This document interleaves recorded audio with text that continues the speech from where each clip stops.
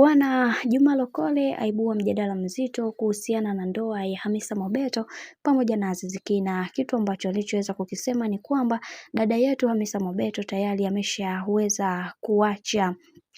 kuachika, na wengi wao hawakuweza kutamani kuweza kuona dada huyu akipewa talaka, na hili kosa ameweza kulifanya mwenyewe, na baada ya kuweza kumdharau mume wake ambaye aliweza kumweka ndani. Hili jambo limefanya watu wengi waweze kuongea mengi na kusema kwamba kwa hiki ambacho kinachoendelea sasa, yatupaswa kuweza kuhakikisha kila kitu kinakwenda kuwa sawa, kwa sababu kila mtu anatamani kuweza kuona kila jambo linalotokea katika maisha liwe katika misingi na mikakati iliyo bora. Na tumeweza kuona watu wengi waliweza kufunguka vitu vingi na kusema kwamba kwa hiki ambacho anachokipitia Hamisa Mobeto kwa sasa ikawe funzo kwa wanawake wote, kwa sababu wengi wao walitamani kuweza kuona kila kitu kikiwa sawa, na wengi wao walitamani kuweza kuona kila kitu kikiwa katika misingi na mikakati iliyo bora, lakini kila mmoja wapo alitambua thamani yake kwa namna tofauti tofauti. Lakini kwa upande wa Juma Lokole amesema kwamba amepoteza kitu kikubwa sana katika maisha yake, na sidhani kama atakuja kumpata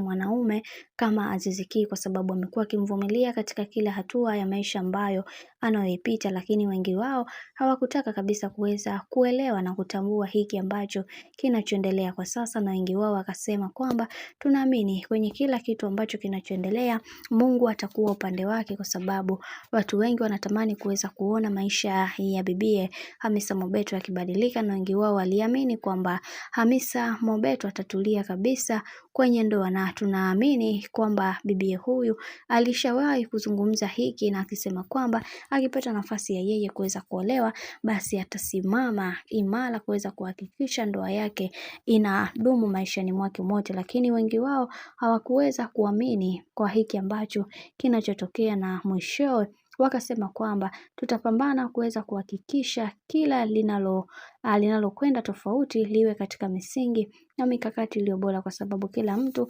anatamani kuweza kuona mwenza wake akipata amani ya furaha katika maisha yake. Na tunaona kuna mambo mengi yameweza kutokea kwa upande wa Hamisa Mobeto, lakini kwa upande wa Juma Lokole yeye ameweza kuweka hili wazi na kusema kwamba tayari dada yetu kipenzi ameshaweza kuachika na bwana mkubwa Aziz Ki kutokana na jeuri na kiburi ambacho alichokuwa nacho, na tumeweza kuona vingi vimeweza kutokea katika maisha